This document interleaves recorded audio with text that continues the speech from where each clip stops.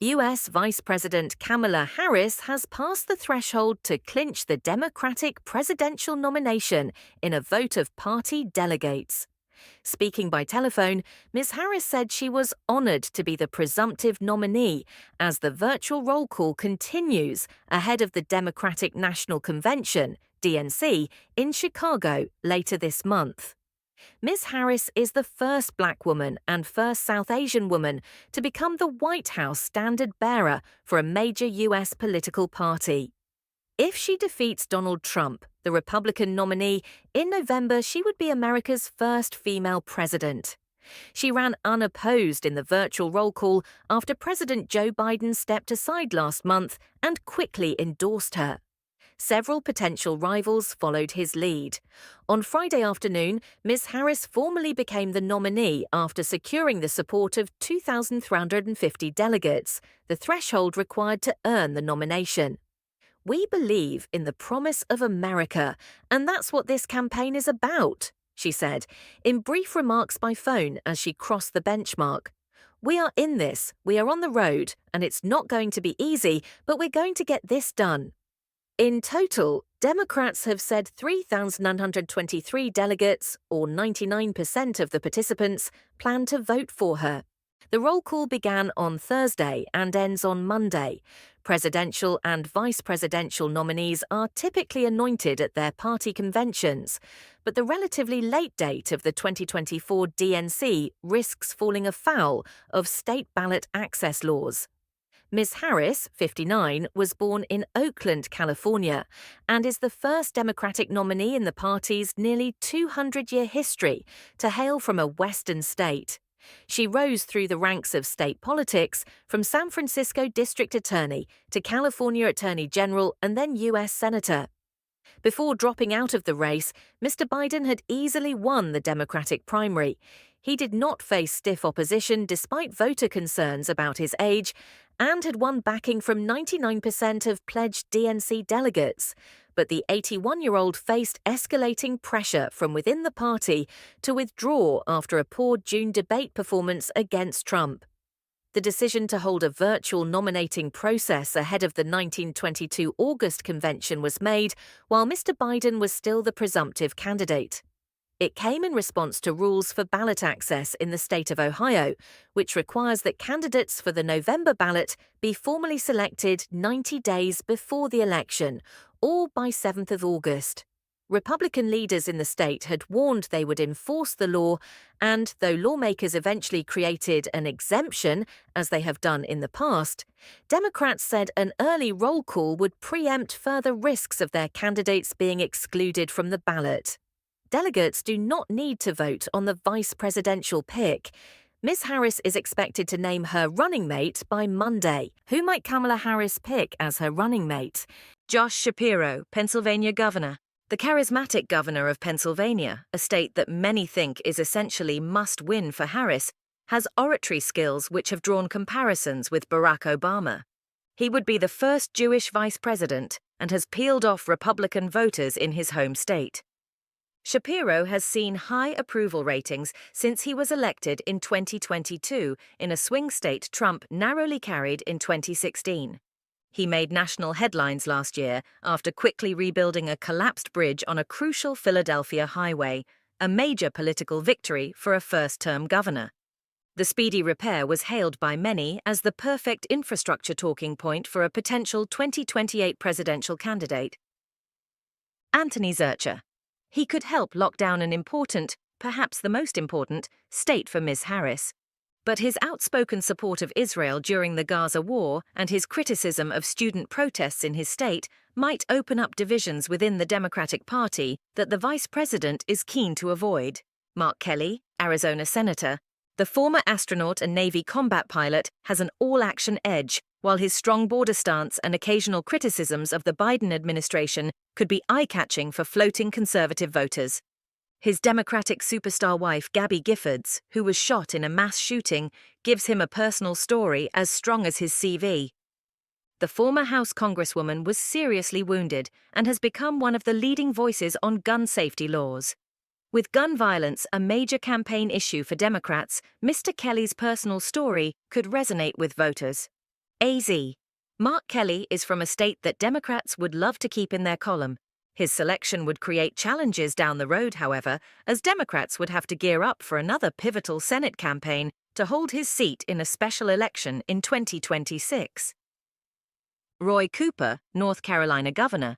Mr. Cooper is another Democrat who has seen great success in a state that has voted for Trump twice, both in 2016 and in 2020. Along with his popularity, Mr. Cooper brings with him a deep wealth of knowledge, having served in public office since 1987. He takes credit for a booming economy, which helped him become the only Democratic governor to win in a Trump state in 2020.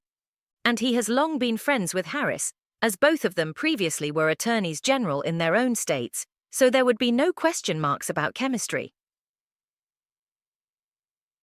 AZ, Roy Cooper is from another electoral battleground state, and unlike some of the other possibilities, will be already leaving office at the end of this year because of term limits.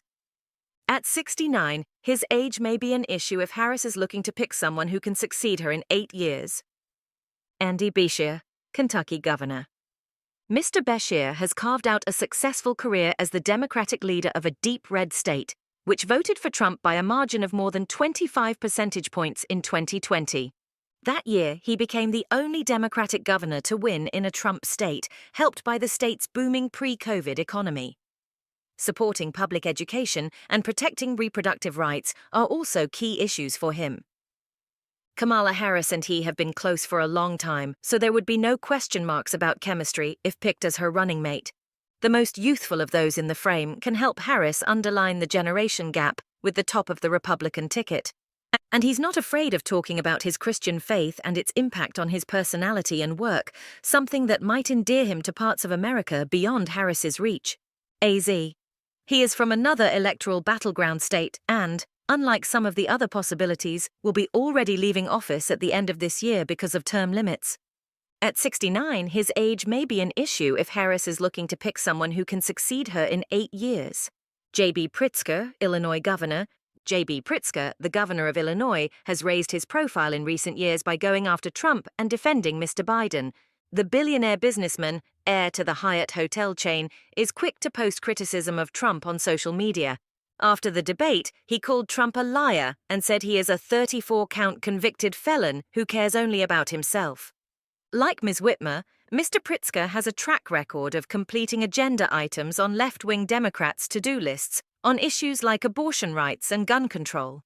AZ. He has a blunt Chicago manner that lends an air of everyman authenticity to his politics. Coming from deeply Democratic Illinois, however, may limit his appeal in the Midwestern swing states, particularly given Ms. Harris's liberal California background. Michigan Governor Gretchen Whitmer. The two-term governor of Michigan is an increasingly popular Midwest Democrat who many pundits speculate will run for president one day. She is taking a leading role in the Harris campaign and once told the New York Times that she wants to see a Generation X president in 2028, but stopped short of suggesting that she might fill that role. In 2022, she led a campaign that left Michigan Democrats in control of the state's legislature and the governor's mansion. That allowed her to enact a number of progressive policies, including protecting Michigan abortion access and the passage of gun safety measures. But the 52-year-old appeared to rule herself out of the VP stakes when she told a reporter she had no plans to leave Michigan. AZ. She could help Ms. Harris lock down another key Midwestern state, Michigan, and potentially appeal to voters throughout the Midwest. The selection of the popular governor would create a history-making all-woman ticket at a time when women are a key Democratic constituency. Transportation Secretary Pete Buttigieg. It is no secret that Pete Buttigieg has presidential aspirations. He ran in 2020 and is often touted as one of the Biden administration's best communicators. Mr. Buttigieg has managed a number of public crises during his time as Transportation Secretary. He helped to oversee the government response to the East Palestine train derailment in Ohio, the Baltimore bridge collapse, and Southwest Airlines scheduling crisis in 2022. Mr. Buttigieg stated on X, formerly Twitter, that Mr. Biden had earned his place among the best and most consequential presidents in American history. He said he would do all that I can to help elect Kamala Harris the next president. AZ. Pete Buttigieg was the surprise hit of the 2020 Democratic presidential race, generating a loyal following that is still with him. His ability to adeptly define and defend the party's priorities, even in hostile territory like Fox News, could be a useful skill for a running mate. Tim Walz, Minnesota governor. The 60-year-old served 12 years as a U.S. congressman before his successful 2018 run to lead the state. His performance as governor was thrust into the national spotlight when he sent in the National Guard to deal with mass protests after the death of George Floyd. He himself had a 20-year service in the National Guard before his political career, a time when he also taught at a high school and worked as an assistant football coach. AZ. Minnesota may not be a top-line battleground state, but Tim Walz has the small-town Midwestern sensibilities to give him some cross-border appeal.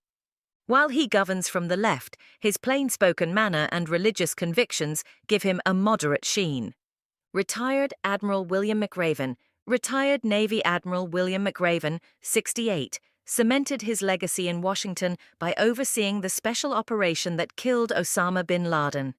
He then moved into academia, becoming the Chancellor of the University of Texas for 4 years before retiring in 2018.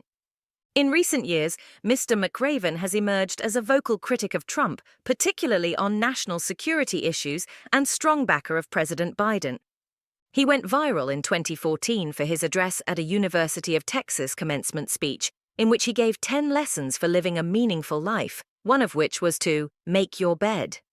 Admiral McRaven wrote an op-ed in the Washington Post in June, calling on Americans to rise above our internal strife and political divisions.